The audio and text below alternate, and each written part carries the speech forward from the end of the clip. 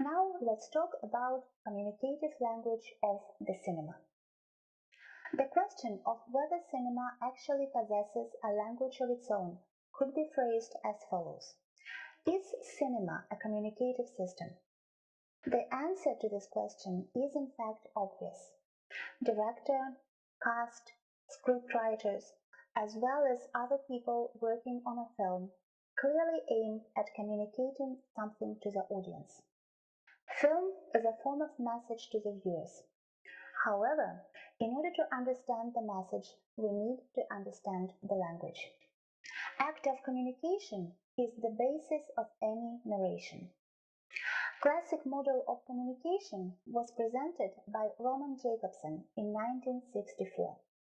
It includes sender, receiver, channel, all the structures which potentially provide communication, from phone signal to natural language, systems of rights, norms, or sum of cultural milestones. Message.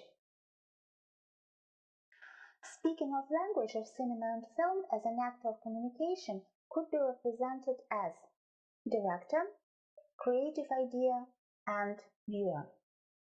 Yuri Lokman compares film to a message which requires understanding the way of reading it. However, the following question arises. Why should one learn to read a film which is quite easy to understand? Lokman answers, only after learning the language of cinema we will be able to see that film is not a mere copy of life, but rather an act of learning life through its recreation.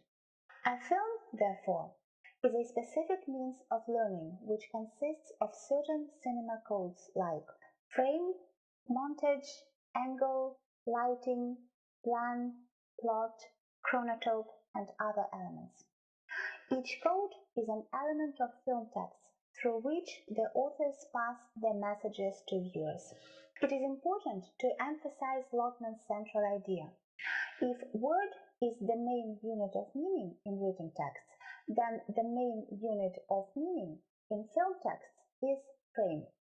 Each level and element participates in realizing the model shown above in their own manner. In the process, the seemingly insignificant parts may become important carriers of unique creative information. Camera. On this level, optic equipment and photography imply automatism, objectivity, and detachment. The latter often results in controversy of the notion of the subjective camera, which is often used by film critics and theorists. Color. Black and white was the only option before the invention of color film, and therefore had no additional meaning. Nowadays, a director making a black and white film obviously has an additional message for the viewer. Sound. Silent frame in the era of sound is one of the most effective artistic means. Absence of sound in early films was merely a fact.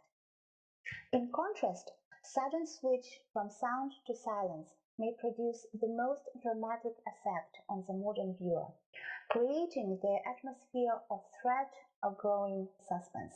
Worldview in a film is always an attempt of understanding and explaining the world around us. At the same time, every explanation of the world is a message in itself. It is always uttered by someone and addressed at someone, speaker and listener. Their respective positions are not equal. Speaker is active and informed of the message's content, while listener is temporarily passive and for a period of time not aware of the message. Creators of the text either build a new world by selecting from a plethora of means unique to the given form of art, or creating the means from scratch. They try to persuade the audience that this world is authentic and real. The receivers, in their turn, are to decipher or decode the presented message.